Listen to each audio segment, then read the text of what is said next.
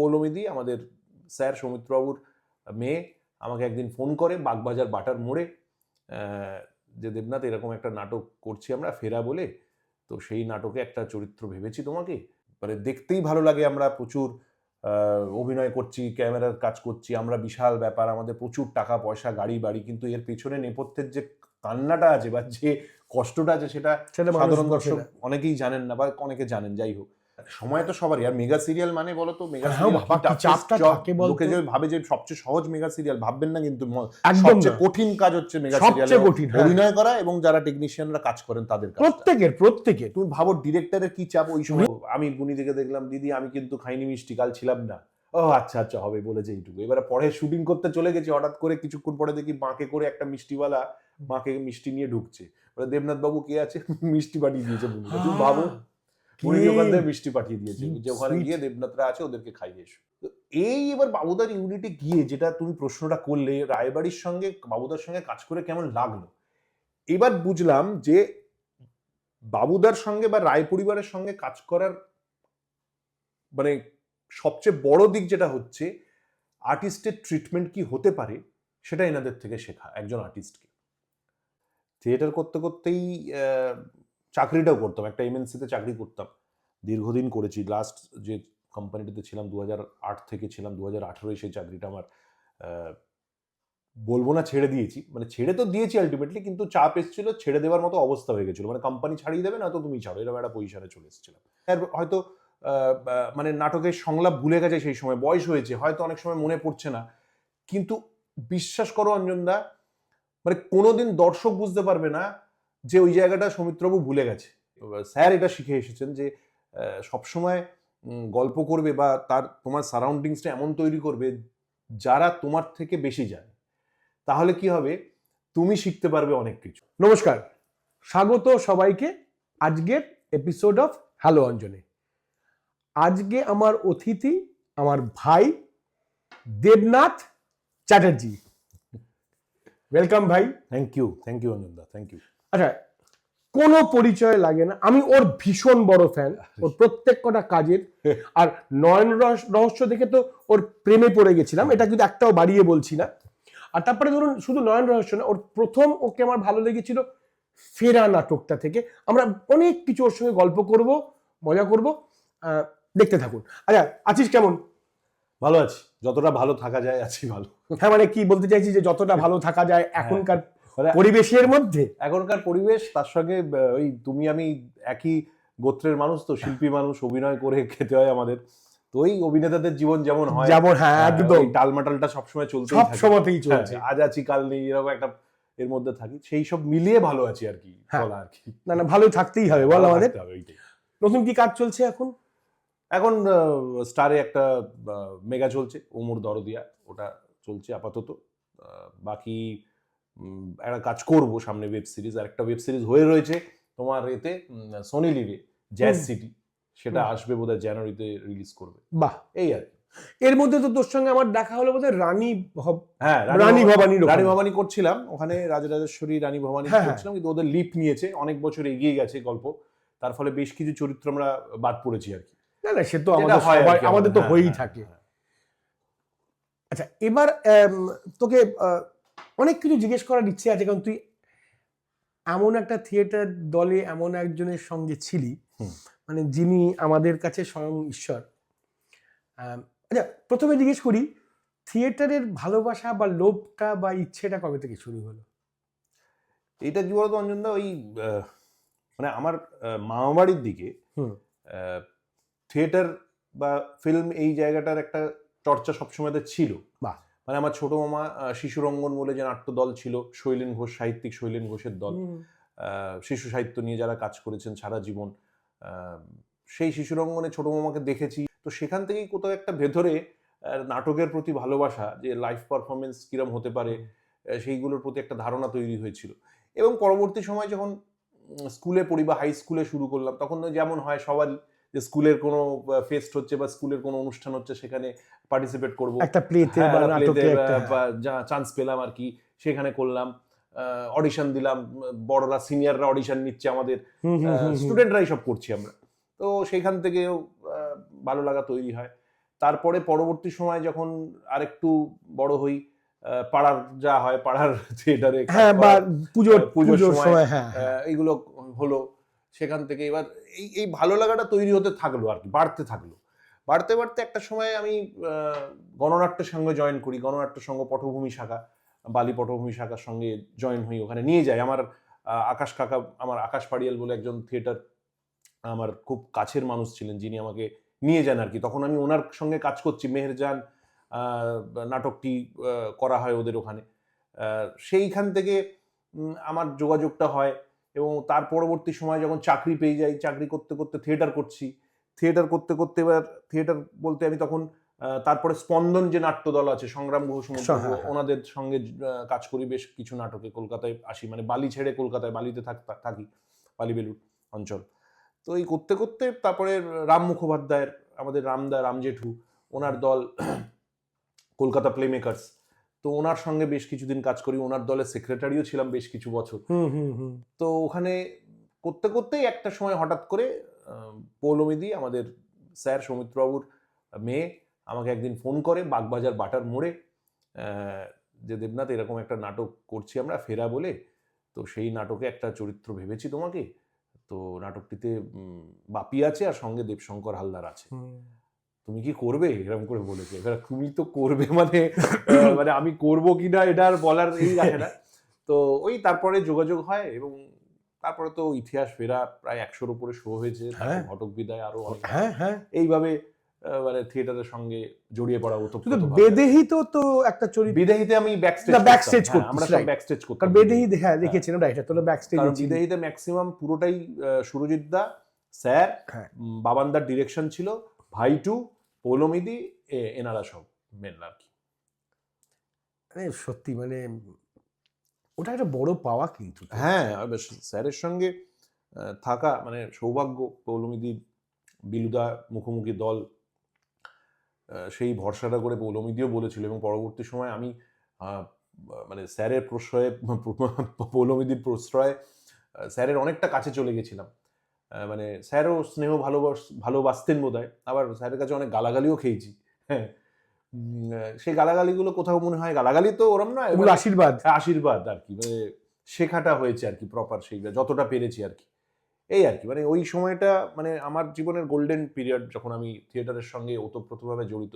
হয়তো খুব বেশি থিয়েটার করিনি, কিন্তু যে কদিন ছিলাম 100টা থিয়েটার করা একটা নাটকেরই মানে বিশাল ব্যাপার।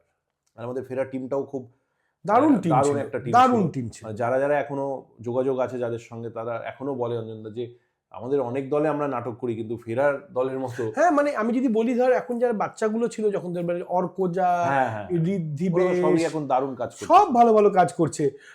কাবেরী, আমার বাচ্চাগুলোর নাম এখনো মনে আছে, কি ভালো, প্রত্যেকে ফুল টিমটা এত সুন্দর করেছিলি। মানে ইনফ্যাক্ট অর্কজা তো খুব ভালো কাজ করছে, খুবই ভালো কাজ করছে। ঋদ্ধিবেশ নিজে ডিরেক্ট করছে, দেখলাম খুব ভালো কাজ করেছে, ট্যালেন্টেড ছেলে। হ্যাঁ, না তোদের ফুল টিম মানে অসাধারণ নাটকটা হচ্ছে। পৌলমিদি অনেকটা আমাদেরকে হেল্প করেছে ওই সময়, এবং স্যারের সঙ্গে থাকা যেটা, মানে কোনো ইনস্টিটিউট, আমি বারবার সব জায়গাতেই বলি, কোনো ইনস্টিটিউট এটা কোনোদিন শেখাতে পারবে না। স্যার যেসব টিপসগুলো আমাদেরকে দিয়ে গেছেন অভিনয় চলাকালীন, সে প্রপসের টিপস থেকে আরম্ভ করে অভিনয় বলার জায়গাটা, এবং স্যারকে দেখে শেখা হয় না।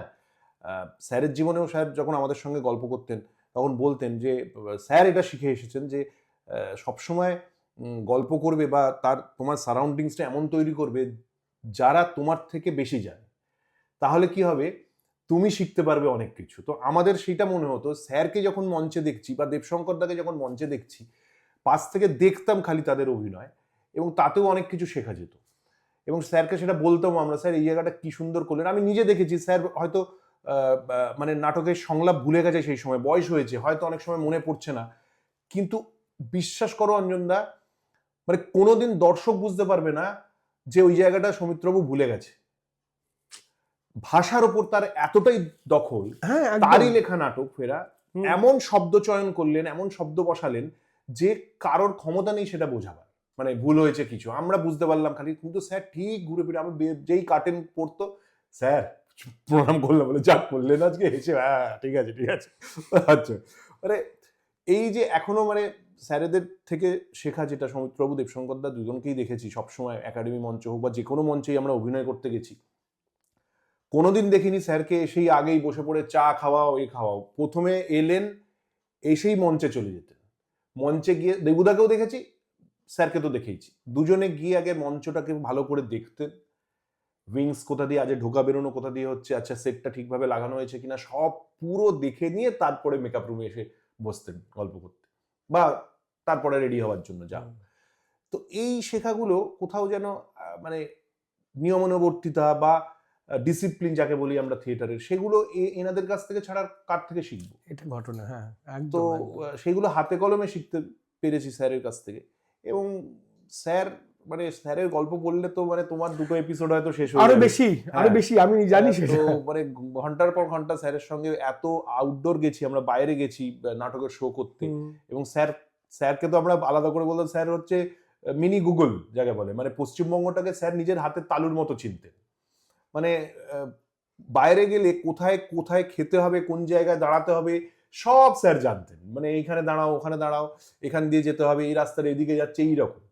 ভাবো শো ভালো হলো, শো ভালো হলো, অডিয়েন্সের রিয়াকশন খুব ভালো, স্যারের মুড খুব ভালো হয়ে যেত।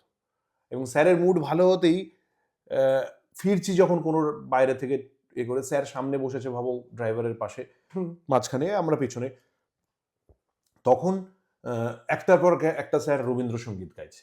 আহা, এবং ওই খোলা গলায় রবীন্দ্রসঙ্গীত যে গাইছেন স্যার, আমি তো বলছি স্যার যদি অভিনয় নাও করতেন, শুধু রবীন্দ্রসঙ্গীত শিল্পী হয়ে থাকতেন, তাতেই তিনি ময়ূরূহ হতেন হয়তো। মানে অসাধারণ, মানে সেই গান আমরা লুকিয়ে লুকিয়ে রেকর্ডিং করেছি অনেক সময়, স্যার শুনতে যাতে না পায়। স্যারের এরকম অমূল্য কিছু ভিডিও আমি করে রেখে দিয়েছিলাম, এক সময় আমাদের কাছে ছিল সেগুলো। বিভিন্ন জায়গায় যে গল্প বলেন, আড্ডার যে হয় সেখানে, সে পুরনো সিনেমার গোল্ডেন সোনালী দিনের গল্প, ভানু বন্দ্যোপাধ্যায়, অনুপ কুমার ওনাদের গল্প, ছবি বিশ্বাসের গল্প, সেগুলো সব আমাদের কাছে রেকর্ডেড ছিল এক সময়। তো স্যার আমাদের কাছে একটা আলাদা জায়গা, সৌমিত্র চট্টোপাধ্যায়। হ্যাঁ মানে আবেগ, এমনিতে আবেগ, সবার কাছে exactly. একটা আবেগ, আর হ্যাঁ। তোদের কাছে তো মানে আমি তাহলে এবার ধর আমরা যদি একটু পথটা এগোই, মানে একটু হেঁটে যদি এগোই, দেবনাথ চ্যাটার্জির এই মঞ্চ থেকে ছোট পর্দা বা বড় পর্দাতে আসার পথটা কিরম ছিল? থিয়েটার করতে করতেই চাকরিটাও করতাম, একটা এমএনসিতে চাকরি করতাম, দীর্ঘদিন করেছি। লাস্ট যে কোম্পানিটিতে ছিলাম 2008 থেকে ছিলাম 2018, সেই চাকরিটা আমার বলবো না ছেড়ে দিয়েছি, মানে ছেড়ে তো দিয়েছি আলটিমেটলি, কিন্তু চাপ এসেছিল, ছেড়ে দেওয়ার মতো অবস্থা হয়ে গেছিল, মানে কোম্পানি ছাড়িয়ে দেবে না তো তুমি ছাড়ো, এরকম একটা পজিশনে চলে এসেছিলাম। এতটা? হ্যাঁ, এরকম একটা অবস্থা। কারণ দেখো আমি মানে থিয়েটার করছি তখন ছুটিয়ে, ক্যামেরার কাজ মাঝে মধ্যে যদি কিছু পাওয়া যেত করতাম, কিন্তু আমি থিয়েটারটা করছি রেগুলার। এবং আমি যেহেতু প্রাইভেট অর্গানাইজেশন কাজ করতাম অটোমোবাইল সেক্টরে, তো আমাদের একটা রেগুলার, আমার এখানে কোনো অফিস ছিল না, ওয়ার্ক ফ্রম হোম করতাম শেষের দিকটা অন্তত। তো কিন্তু ওই চাপ থাকে না যেটা হয়, যে কত অর্ডার লাগাচ্ছ, ওয়ে বিল আসছে না কেন, যা হয় আমাদের, সেইগুলো ছিল। তো সেইভাবে রিহার্সাল দিচ্ছি বা শো করছি, ফোন তার মধ্যে গিয়ে দেখি ব্যাগে 50টা মিসড কল হয়ে রয়েছে, ফোন এসছে, তো এরকম ভাবে হচ্ছিল না। তারপর ট্যুরের চাকরি ছিল, ট্যুর করতাম না, বাইরে যেতাম না, ইস্টার্ন জোনের হেড হয়ে বসে আছি, কিন্তু ইস্টার্ন জোনে আমি ভিজিটই করতাম না। আমার বিহার, ঝাড়খণ্ড, আসাম সব জায়গায় যাওয়ার কথা, কিন্তু যাচ্ছি না, বেঙ্গলে বসে আছি। তো এই সব নিয়ে একটা চাপ তৈরি হচ্ছিল, তো চাকরিটা চলে যায়, তারপরে ছেড়েও দিয়ে যে না আর করবো না, তো যে কদিন থিয়েটার করবো, মানে যে কটা দিন আছে 30 দিনের মধ্যে 15 দিন থিয়েটার করবো, আর বাকি 10-12 দিন যদি এদিক ওদিক করে ক্যামেরার কাজ কিছু পাওয়া যায় সেগুলো করে নেবো, হয়ে যাবে। সেই আশাতেই চাকরিটাও ছেড়ে দিই 2018 করে। এবার থিয়েটার করছি, তার সঙ্গে ভাবলাম যদি কিছু আসছে, এবারও করছিলাম টুকটাক কাজ করতে করতে, তারপর তো লকডাউন হয়ে গেল। ওই মানে সময় তো ওটা মারাত্মক একটা, যাচ্ছেতাই অবস্থা একটা হয়ে যায়, মানে নিশ্চয়ই খুব কঠিন সময়, খুব টাফ সময় গেছিল। আমি জানি খানিকটা, তুই হ্যাঁ। বলেও ছিলিস, কথা হয়েছিল। ওই সময় ফ্যামিলি যদি সাপোর্ট না দিত খুবই চাপ হতো। ফ্যামিলি আমাকে পাশে থেকেছে ওই জায়গাটাতে, ন্যাচারালি এগুলো একটা সাপোর্ট দরকার পড়ে। এবার কি হয়, তখন চাকরিটাও ছেড়েছি এবং তার পিএফ এর টাকা বা যাই হোক যে টাকাগুলো, তখন তো তোর বিয়ে হয়ে গেছে, হ্যাঁ আমার মেয়ে তোর তখন মেয়ে বড়, তখন অনেকটাই বড়, বড়, হ্যাঁ অনেকটাই হ্যাঁ বড়। হ্যাঁ হ্যাঁ। তো তখন তো বেশ ভালো রকম মানে কঠিন সময়ের মধ্যে হ্যাঁ দিয়ে হ্যাঁ, গেছিস। মানে আমার তো রীতিমতো এ হচ্ছে। এবং যখন ফার্স্ট লকডাউনটা আস্তে আস্তে শিথিল হলো, এবং বিশ্বাস করো বাড়িতে বসে খাটে শুয়ে শুয়ে কি করব, এইসব যা করি সব, আমরা তো কিছু করার নেই, হয় বই পড়ছি না মোবাইল ঘাঁটছি সারাদিন, এই তো করছি। করতে করতে মনে আছে আমার এখনো দুপুরবেলা বোধহয় 3টে 3:30 হবে, খুব ভুল যদি না হই, আমাকে একটি বড় প্রযোজনা সংস্থা থেকে সন্দীপ চ্যাটার্জি, আমরা সবাই ইন্ডাস্ট্রিতে স্যান্ডিদা বলি, উনি ফোন করেন হঠাৎ করে। তার আগে আমি ছোট ছোট কাজ করেছিলাম কয়েকটা, তো ফোন করে বলে, দেবনাথ তুমি কি করছো, ব্যস্ত? মানে আমি তো লকডাউনে বাড়িতে ব্যস্ত, আর কি, আমি কিছুই করছি না। তখন বলছে তোমরা শোনো, প্রথমা এই না, তখনও এটা হয়নি, তখন বললো যে আমাদের একটা কাজ চলছে ত্রিনয়নী বলে ভারতলক্ষ্মীতে, তুমি চলে যাও ওখানে, একটা লুক সেট করে সেদিনকেই তোমার শুটিং হবে, এরকম একটা বললো আর কি। তো আমি চলে গেলাম, চলে গিয়ে বিকেল 4টে নাগাদ বোধহয় কল দিয়েছিল, তো 7টা 7:30 অব্দি বসে আছি, হচ্ছে হঠাৎ করে আবার স্যান্ডিদা ফোন করলেন, ফোন করে বললেন যে দেবনাথ তুমি ওখান থেকে বেরিয়ে এসো, এখানে করতে হবে না, আমাদের আরেকটা সিরিয়াল চলছে এতে, তো সেইখানে তোমার প্রথমা কাদম্বিনী বলে সেইটাতে আরেকটা ক্যারেক্টার খুব ভালো বেরিয়েছে, সেইখানে তুমি, আমরা ভেবেছি তোমাকে নেবো, কালকেই যাও, ওখানেও কালকেই লুক সেট হবে, কাল থেকেই শুটিং শুরু হবে। তো আমি ওই নারায়ণী স্টুডিও জোকা বোধহয়, হ্যাঁ ওইখানে গেলাম, এবং সেদিনকে সত্যি লুক সেট হলো, এবং তারপরেই ক্যারেক্টারটা আমি করলাম, এবং অঞ্জনদা ওই ক্যারেক্টারটা খুব খুব পপুলার হয় আমার, মানে মানুষজন পছন্দ করে। দুর্গামোহন দাস বলে ক্যারেক্টারটা, মানে ঐতিহাসিক ক্যারেক্টার, দ্বারকানাথের একমাত্র বন্ধু, তো ওই ক্যারেক্টারটা খুব ভালো হয়। তারপরেই সেখান থেকে এবার এর মধ্যে আবার সেকেন্ড লকডাউনেরও শুরু করেছে আস্তে আস্তে, তো তার মধ্যে শ্রীময়ী থেকে কল আসে হঠাৎ করে, তো শ্রীময়ী থেকে কল এলো, শ্রীময়ী ও এমন হয়েছিল, মানে যেদিন পরের দিন সেকেন্ড ফেজের লকডাউন শুরু হবে সেদিন ভোর 5টা অব্দি আমি শুটিং করেছি, মানে লাস্ট শটটা দিয়ে বেরিয়েছি, তারপরে আমাকে বাড়ি পৌঁছে দেওয়া হয়, তারপরের দিন থেকে আবার লকডাউন, মানে আমার এইটুকু হয়ে বসে গেল, মানে একদিনই কাজ করলাম শ্রীময়ীতে, কিন্তু পরের যখন আবার লকডাউনটা খুলো তখন আমাকে আবার ডাকা হয়, এবং ওই ক্যারেক্টারটা ভালো যায়, এবং আমি কোনো পুলিশ আমি অনেক করেছি, মানে মাঝে ভেবেছিলাম পুলিশের একটা বোধহয় কস্টিউম করে রেখে দেবো নিজের বাড়িতে, এত পুলিশ করেছি একটা সময়। আমাদের এই ফেসগুলো যেতে হয়, ভীষণ ফেসগুলো যেতে হয়, ডাক্তারি করে যাও, তো এরকম একটা ফেস ছিল। কিন্তু আমার যেটা ভালো লাগলো, আমাদের লীনাদি আমার ক্যারেক্টারটাকে এত সুন্দর বিল্ড আপ দিল, মানে যেটা শ্রীময়ীতার ক্যারেক্টার, এবং টোটাদার সঙ্গে এত সুন্দর লিঙ্কড করলো, আমরা দুজনে ছোটবেলাকার বন্ধু, হেনা তেনা করে খুব ভালো ক্যারেক্টারটা যায়, মানুষ পছন্দ করে, এইভাবেই এগোলো। তারপরেই শাহানাদি তার মধ্যে রোজই চলছে, মোবাইল খুলে যাদের যাদের নাম্বার জোগাড় করতে পেরেছি, অনেক ইন্ডাস্ট্রির বন্ধুরা যারা আছে সাহায্য করেছে সেই সময়, নাম্বার দিয়ে, প্রোগ্রামারদের এদের হোয়াটসঅ্যাপে মেসেজ করে রাখতাম যে আমি অভিনয় করতে পারি, যদি আমাকে বলেন, ঠিক এইভাবে, হ্যাঁ, যে আমি অভিনয়টা পারি, আমি আমি কাজ করেছি এখন অব্দি থিয়েটারের, আর এই তো করতে করতে শাহানাদি, আবার স্যান্ডিদাকে ওই জন্য আমি খুব মন থেকে আমি করি, ভালোবাসি, পছন্দ। স্যান্ডি আমার ক্ষেত্রেও তাই।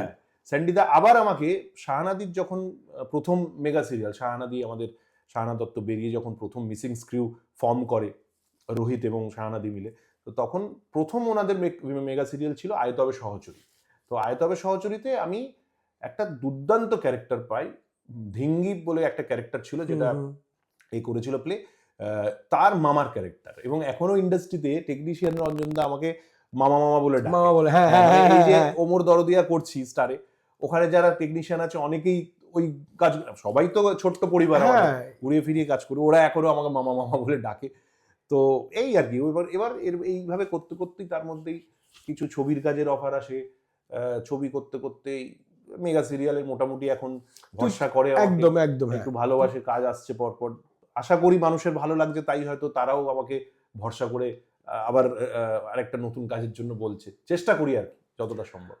বাবুদার কাজ করতে কিরকম লেগেছিল? বাবুদা, মানে রায় পরিবারে কাজ করবো, এটাই তো আমার কাছে স্বপ্নের মতো ব্যাপার, এটা কিন্তু আমাদের সবারই। হ্যাঁ, বাবুদার সঙ্গে পরিচয়টা খুব অদ্ভুত, বলছি কিভাবে হয়, তার আগে একটু না বললে ভালো লাগবে জিনিসটা শুনলে। সেটা হচ্ছে, ওই সময় হঠাৎ করে আমি যখন আয়তবে সহচরী করছি, সেই সময়তেই হঠাৎ করে শাহানাদি কাজ করছি এখানে, আর আমাকে হঠাৎ করে চাকিদা ফোন করেন। আমি চাকিদার নাম জানতাম না, তাকে চিনতাম না কোনোদিন, এমনি নাম শুনেছি, প্রেমেন্দ্র বিকাশ চাকিদা হঠাৎ আমাকে একদিন ফোন করে বলে যে আমরা একটা যেরকম ছবি তৈরি করছি, সেই ছবিতে একটা ক্যারেক্টারের জন্য ভেবেছি, তুমি কি আসবে? মুখ দিনে একটা যোগাযোগ হয়, এবং তখন আমি শাহানাদিকে বলি, শাহানাদি ছাড়ে চাকিদার নাম শুনে, কারণ বহুদিনের পরিচিতি।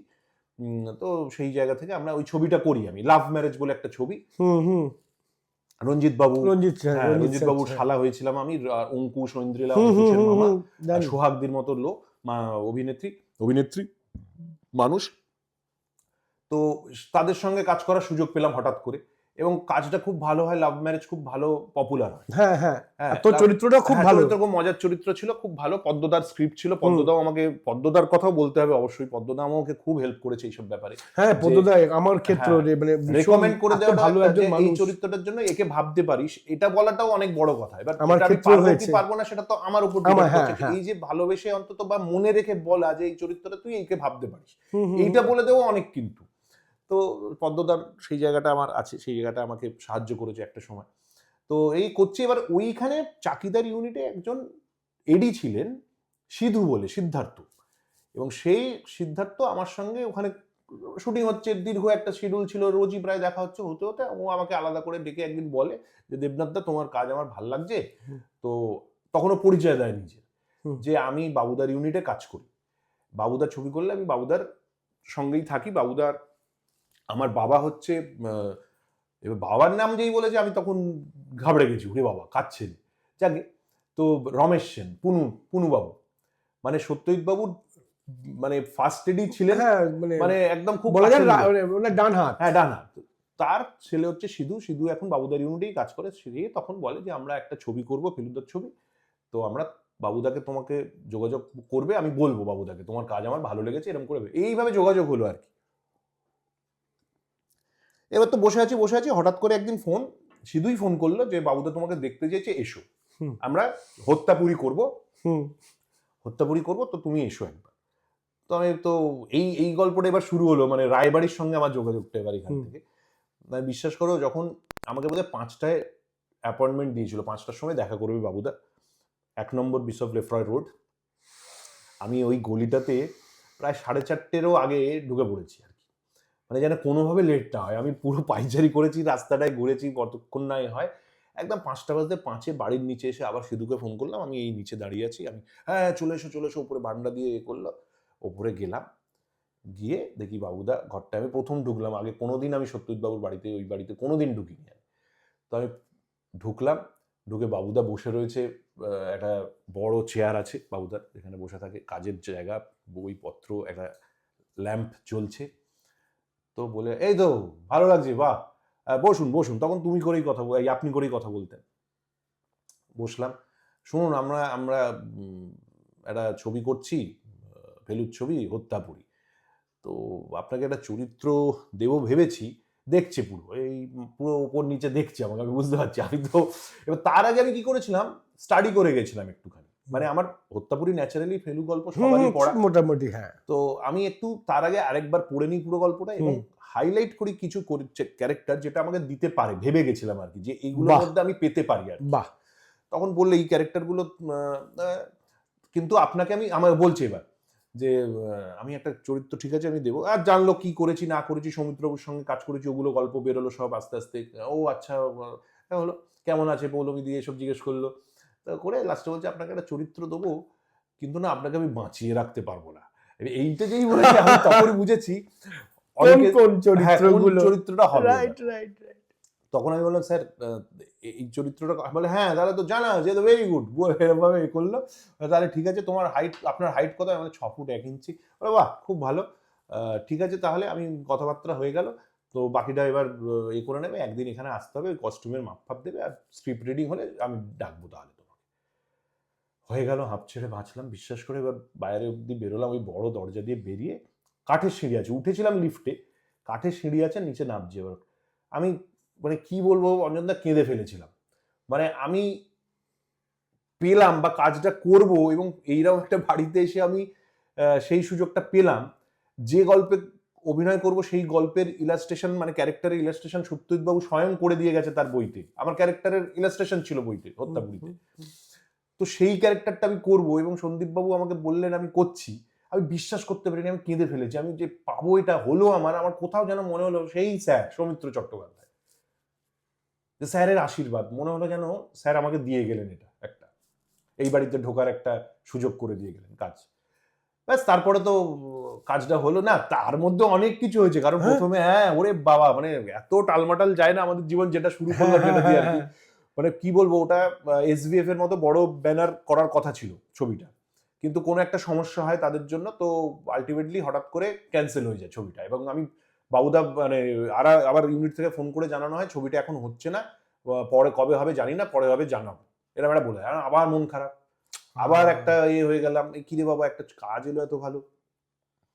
পরে শুনেছিলাম ওটা যে SVF ওটার থেকে বেরিয়ে এসেছে অন্য কারণে। তো বাবুদার ছবি, ফেলুদার ছবি মানে সে যে কোনো প্রডিউসার চলে করে আসবে, দেবে, একদম। বম্বে থেকেও প্রডিউসাররা আরে হ্যাঁ, এমনি চলে এসেছিল। তো লাস্টে আবার শুরু হলো, তখন আবার ফোন করা হয় আমাকে যে না হচ্ছে কাজটা।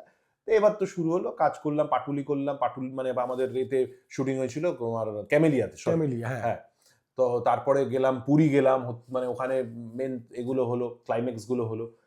তো এই এবার বাবুদার ইউনিটে গিয়ে যেটা তুমি প্রশ্নটা করলে, রায়বাড়ির সঙ্গে বাবুদার সঙ্গে কাজ করে কেমন লাগলো, এবার বুঝলাম যে বাবুদার সঙ্গে বা রায় পরিবারের সঙ্গে কাজ করার মানে সবচেয়ে বড় দিক যেটা হচ্ছে, আর্টিস্টের ট্রিটমেন্ট কি হতে পারে সেটা এনাদের থেকে শেখা একজন আর্টিস্টকে।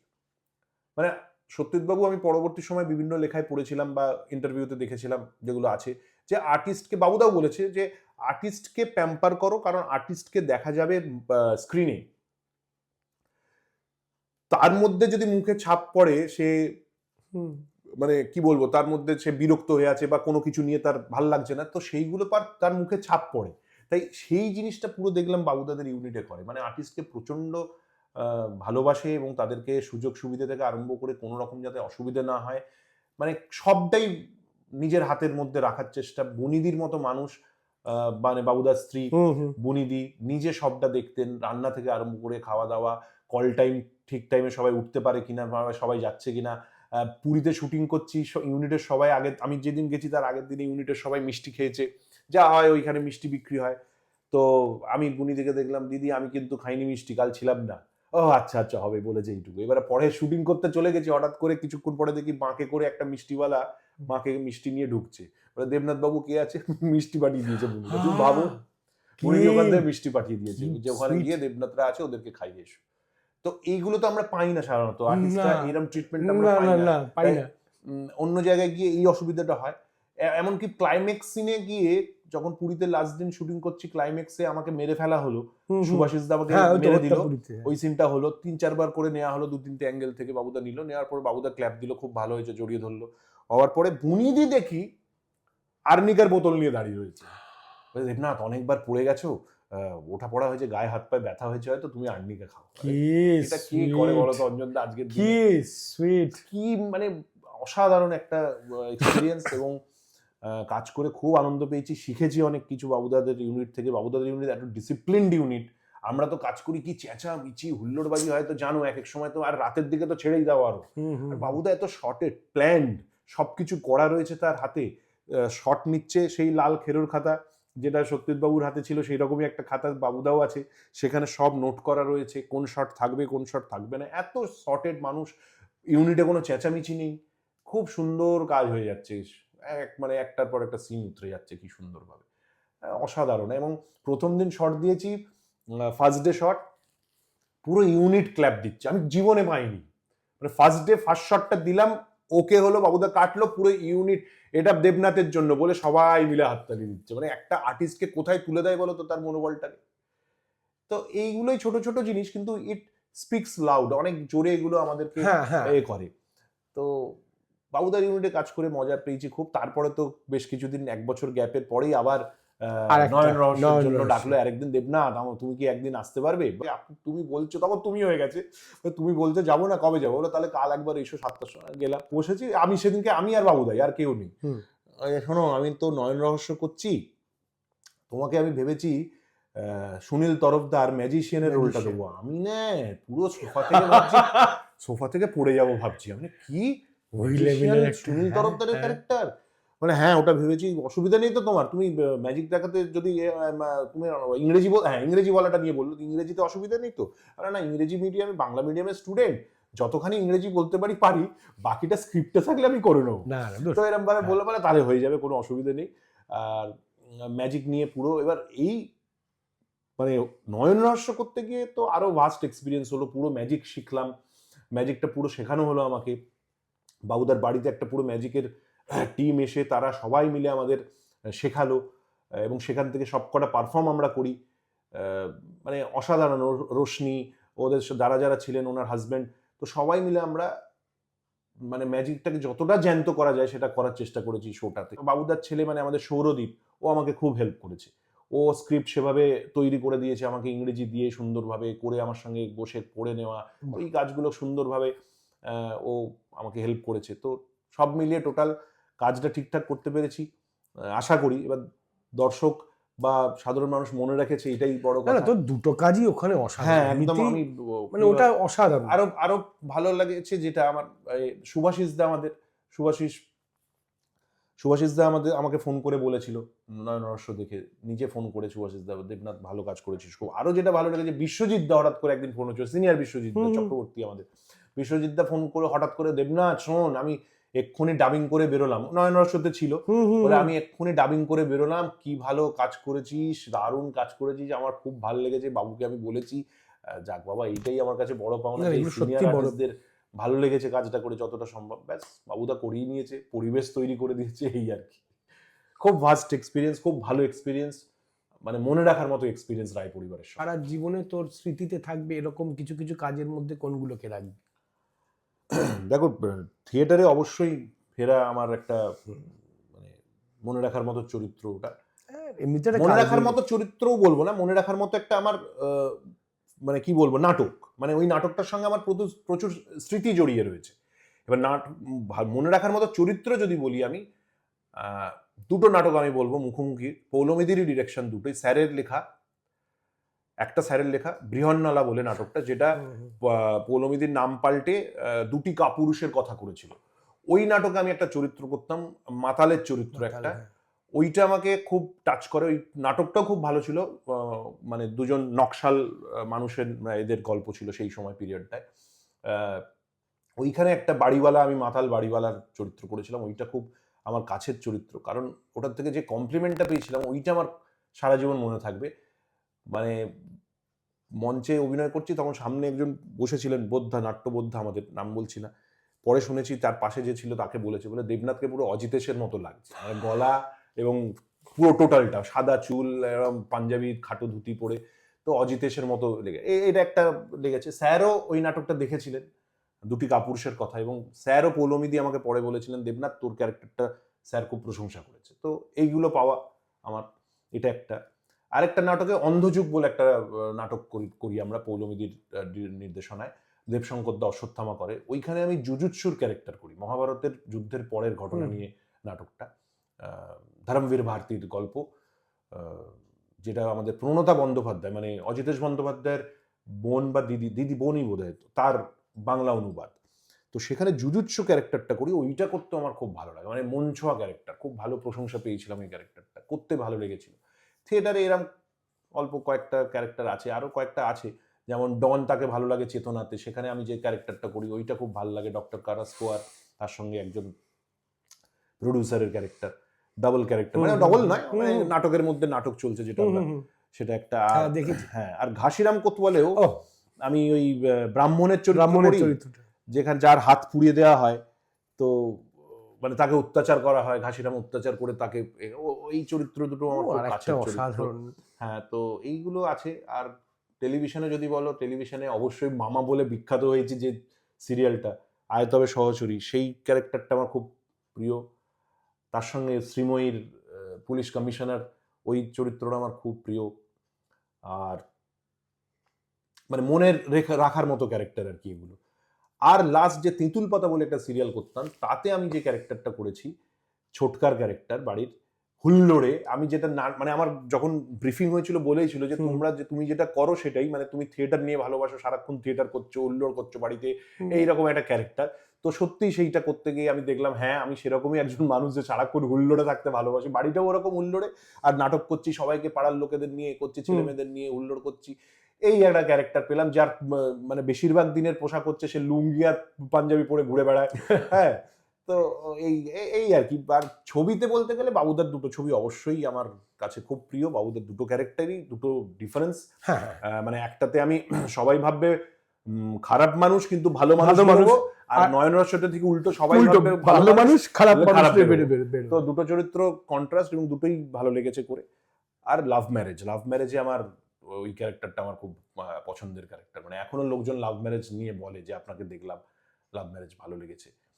আর ছবি তো আমি সেভাবে খুব বড় বেশি কিছু করিনি, মানে খুব বড় ছবির এতে করিনি, ছোট ছোট ছবি করেছি, উল্টে বাদ পড়েছি ছবি থেকে বেশি।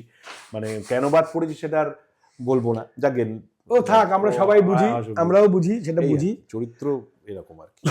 আচ্ছা, খুব ভালো ভালো কথা হলো, ভারী হলো, একটুখানি হালকা যাই। হ্যাঁ, র্যাপিড ফায়ার করি, করো।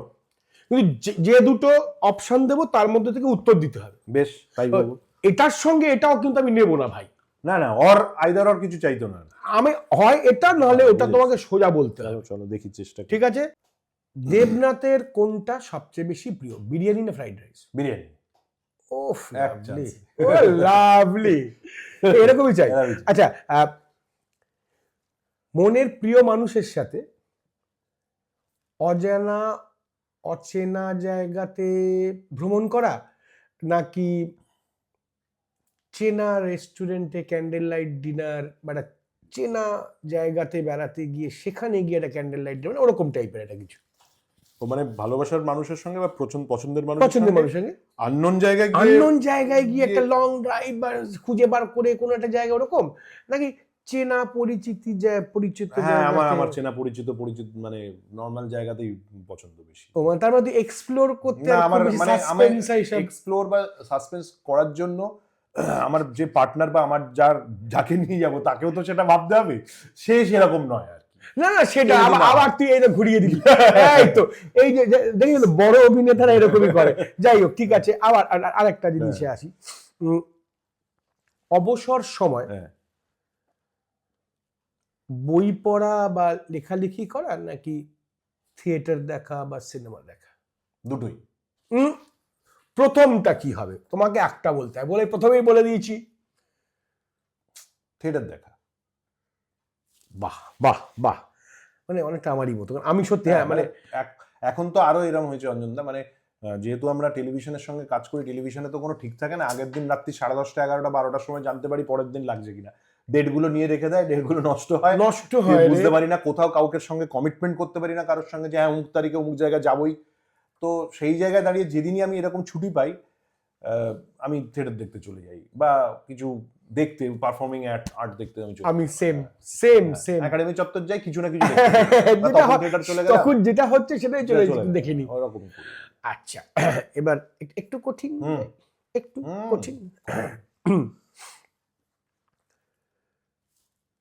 চেনা পরিচিত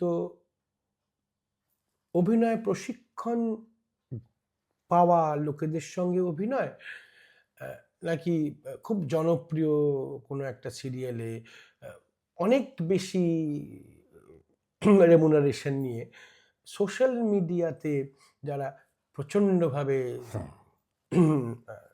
আমি নিজেও সোশ্যাল মিডিয়াতে ছাড়বো তাও বলছি, তাদের সঙ্গে অভিনয়? না, অবশ্যই, মানে যাদের থেকে কিছু শিখতে পারবো বা পাওয়ার তাগিদটা থাকবে তাদের সঙ্গে কাজ করাটাই বেশি আমি প্রেফার করব।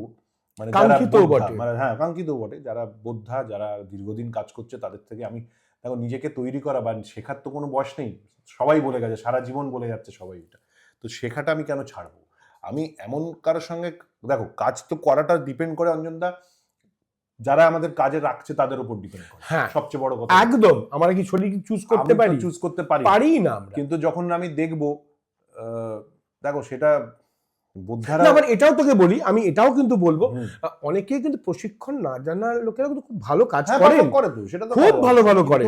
অসুবিধাটা কখন হয় বলতো, যখন কাস্টিংটা হয় শুধুমাত্র তার সোশ্যাল মিডিয়ায় ফলোয়ার্স দেখে একদম তখন তখনটা গন্ডগোল হয়ে যায়। কারণ সে যখন দেখি যে পারফর্ম করতে আসছে তখন সে কিছুই জানে না, তাকে সবকিছু ধরে ধরে শেখানো হচ্ছে এবং ডিরেক্টর বা যারা চ্যানেলের মানুষজন আছেন তারা সবাই সামনে তাকে শেখাচ্ছেন বহু বারবার করে, কিন্তু পেছনে বললেই তার বলছে। হ্যাঁ জানি। তারা তো সেই জায়গাগুলো একটু গন্ডগোলের লাগে তখন। আর তারপরে কি জানিস, মানে আমি জানি না তোর অসুবিধা হয় কিনা, আমার এখনো অসুবিধা হয়। হ্যাঁ ঠিক আছে, একটা দুটো এনজি গেল একরকম, পরপর যদি অনেক কটা এনজি চলে যায় না, সময় তো সবারই। আর মেগা সিরিয়াল মানে বলো তো, মেগা চাপটা থাকে বলতো। লোকে যে ভাবে যে সবচেয়ে সহজ মেগা সিরিয়াল, ভাববেন না কিন্তু সবচেয়ে কঠিন কাজ হচ্ছে মেগা সিরিয়ালে অভিনয় করা এবং যারা টেকনিশিয়ানরা কাজ করেন তাদের কাজ। প্রত্যেকের তুমি ভাবো ডিরেক্টরের কি চাপ ওই সময়, এবং শেষের যে কয়েক ঘন্টা থাকে 9:30 প্যাক আপ, তার আগে কি চাপটা থাকে একটা আর্টিস্টের, ডিরেক্টরের, সবার। সেই জায়গায় যদি এরকম একজন আর্টিস্ট, আমি কাউকে ছোট বড় করছি একদম না, সেটা করছি না, এটার সঙ্গে বারবার এনজি দিচ্ছে, তখন ডিরেক্টরের মুখটা দেখতে হয়, ডিরেক্টরের মুখ চেঞ্জ হচ্ছে, আর কো আর্টিস্টদের আমাদেরও হয়ে যায় রে, হবেই বলো, এটা আমাদেরও হয়। তুই ভাব না, ধর 7 দিন পর আমার মেট্রো ধরার থাকে, সবচেয়ে বড় কথা শুনো, একদম 9:30 বাজলে আমি 9:40 বা 9:45 এর মেট্রোটা ধরতে পারি। যদি সেরকম ঘটনা ঘটতেই থাকে তো মেট্রোটা মিস করি আমি কি এনজি দিই না? আমিও দিই, হতেই পারে, সবাই দিই। কিন্তু ওই একটা মানুষকে নিয়ে যদি বেশি সারাক্ষণ চলতে থাকে তখন আবার একটা হয় কি বলতো, রোজ যদি আমাকে কেউ যদি 10টা করে 12টা করে এনজি দেয় তাহলে তো সমস্যা হয়। হ্যাঁ, ওটাই আর কি। আচ্ছা, এবার আরেকটা মজার প্রশ্ন, আমাদের দেবনাথ খেতে ভালোবাসে না রান্না করতে ভালোবাসে? এই দেখো, এই আবার সেই একটা প্রশ্ন করলে যেখানে মানে দুটোতেই আমার হ্যাঁ বলার জায়গা আছে। মানে আমি তো জানি তুই ভালো রান্না করতে পারিস। দেখো, তুমি জেনে গেছো, তুমি স্টাডি করেছো, তার মানে এবার আমি উত্তরটা যদি এখন দুটোতেই হ্যাঁ বলি, না যে করে একটাতে বল, এবার সেই জায়গায় দেখো, আমি খেতে ভালোবাসি কিন্তু অল্প পরিমাণে, খুব বেশি আমি খেতে পারি না। রান্না করতেও ভালোবাসি। এবার যদি দুটোর মধ্যে অপশন খোঁজো, খেতে ভালোবাসি। এমনি মানে এটা একটা তো ন্যাক ছিলই, মানে ভালো লাগতো করতে, আর কিছুটা পরিস্থিতিও হয় অনেক সময় করিয়ে নেয় কাজটা। চাকরি সূত্রে কি রান্নাটা শিখেছিস? চাকরি আমার, দেখো, চাকরি কোনোদিনই আমাকে বাইরে গিয়ে থাকতে হয়নি। আমি ওই যেতাম, হোটেলে স্টে করতাম, আমি বাড়িতেই করতে পারতাম, আর বাড়িতে মাকে হেল্প করতাম সেই জায়গা থেকে। বা আমার করতে ভালো লাগতো বলছি, আমি বাড়িতে ভাবো স্পেশাল কিছু হলেই সেটা আমি বলি আমি করছি, দাঁড়াও। এবার স্ত্রীকে, বউকে বলি আমি, দাঁড়াও তোমাকে হেল্প করছি, দাঁড়াও। করতে করতে এমন হেল্প, ও হয়তো আমাকে কুটনোটা কেটে দিয়ে গেল, বাকি রান্নাটা আমি করে দিলাম পুরো এইরকম করে। হ্যাঁ, কারণ আমি জানি, আমি কাল রাত্রিবেলা প্রচুর হোমওয়ার্ক আমি করেছি, মানে এই তো পার্সোনাল ব্যাপারগুলো নিয়ে, যেগুলো হয়তো পুরোটা জানতাম।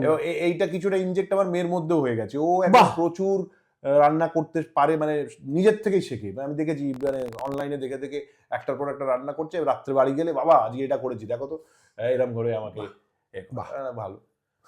আচ্ছা, এবার একটা জিনিসে আসি, আমাদের র্যাপিড ফায়ারটা তুই খুব ভালো করেছিস, মজার র্যাপিড ফায়ার, ঠিকই আছে। 10 বছর পর দেবনাথ চ্যাটার্জি নিজেকে কোথায় দেখতে চান? প্রকৃত ভালো মানুষ যেমন আছি, সেরকম মানুষটা যেন থাকে, মনুষ্যত্বটা যেন বেঁচে থাকে, এইটা নিজেকে দেখতে চাই। 10 বছর কেন, 20 বছর, 50 বছর যদি বাঁচি, তাহলেও আমি ওইটাকে, মনুষ্যত্বটাকে বাঁচিয়ে রাখার চেষ্টা করব। আর বাকি যাতে মানুষের মনে স্থায়ী স্থান পাই একটুখানি। আর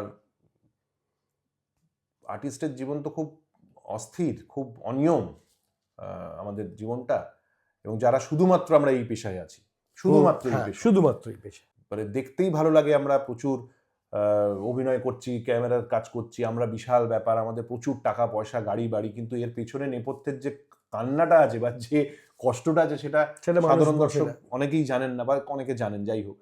নইলে তুলসী চক্রবর্তীকে ওইরকম ভাবে চলে যেতে হয় না, তার স্ত্রীকেও ওরম ভাবে চলে যেতে হয় না। ওইরকম একজন আর্টিস্ট, তুলসী চক্রবর্তীর মতো আর্টিস্ট, ওরকম একজন মহান মানুষ।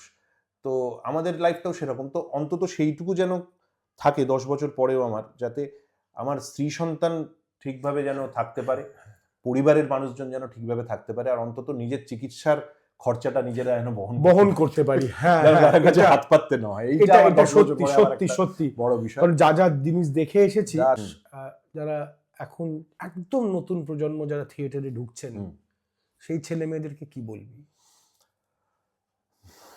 দেখো, আমি অঞ্জনদার থিয়েটার করেছি সেইভাবে, মানে নিজেরা কাঁধে করে সেট বয়েছি, সেট লাগিয়েছি, সেট গাড়িতে তুলেছি, তুমিও করেছো এই কাজগুলো সবই।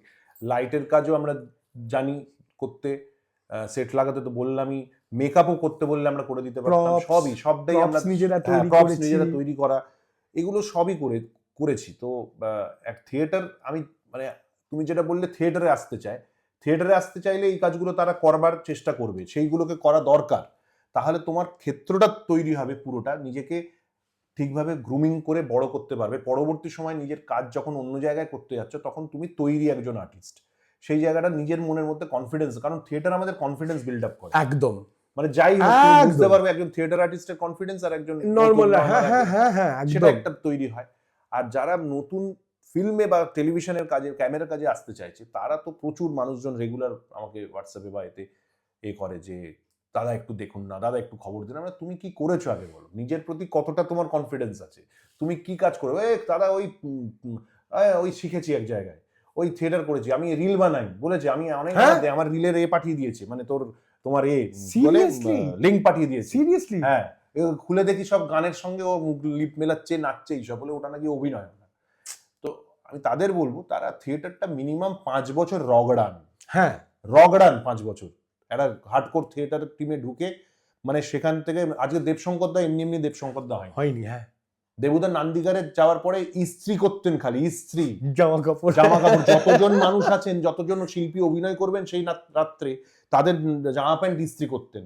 আজকে দেবুদা এমনি এই জায়গায় যায়। তো সেই জায়গাটা আমাদের তৈরি করার জন্য আজকালকার ছেলেমেয়ে ফাঁকি দিয়ে কিছু হয় না। মোদ্দা কথা বলার বিষয় এটা যে যেটা করছি ভালোবেসে এবং দৃঢ়তার সঙ্গে করা, যাতে ফিউচারটা নিজেদেরই ভালো হয়। না, আমি তোর সঙ্গে একটা জিনিস একদম একমত, বিশ্বাস কর। আমি আমার হঠাৎ করে মনে হলো যদি আমারই পডকাস্টে বলা উচিত নয়, অনেক আগে একটা কাজ করে ফেলেছিলাম। হ্যাঁ, তো তারপরে করতে করতে বিভিন্ন জায়গায় করতে করতে চন্দনদার কাছে ঢোকা। প্রথম 5 বছর, মানে তার আগে কিন্তু দীর্ঘদিন আমি অন্য থিয়েটার করেছি, বিভিন্ন লোকেদের সঙ্গে করেছি, আমি কারোর নাম বলবো না। আমার বাকি বেশ কিছু গুরুদের নাম বলতেই পারি, সত্যবতী নাটকার, চন্দন দাস মানে সৌভনিক, মুক্তাঙ্গন, তারপরে চন্দন দা মানে আমার চন্দন সেন স্যার, দাদাকে তো দাদা আমার কাছে সত্যি ভগবান, মানে ইনফ্যাক্ট বাকিরাও, কিন্তু দাদা আমার কাছে আমার ভগবান, আমার ভগবান। মানে আমি যতটুকু হতে পেরেছি ওনার জন্য, হতে পারিনি সেটা আমার জন্য।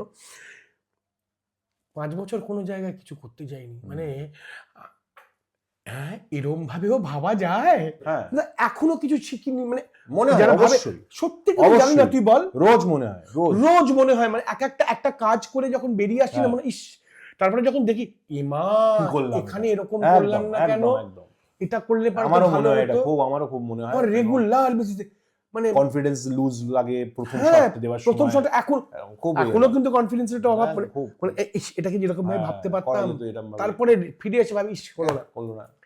জায়গা খুব ভালো আড্ডা হলো ভাই, একদম। হ্যাঁ, আশা করি আবারও পরে আবার কিছু আড্ডা মারবো। আর আপনারা যারা আমার এই চ্যানেলটাকে প্রথমবার দেখছেন, হ্যালো অঞ্জনকে সাবস্ক্রাইব করুন, লাইক করুন, শেয়ার করুন, কমেন্ট করুন। সুস্থ থাকুন, সুস্থ রাখুন, ভালো থাকুন, ভালো রাখুন। ভাই নমস্কার, থ্যাংক ইউ ফর কামিং। জয় হোক, ভালো থাকবেন সবাই।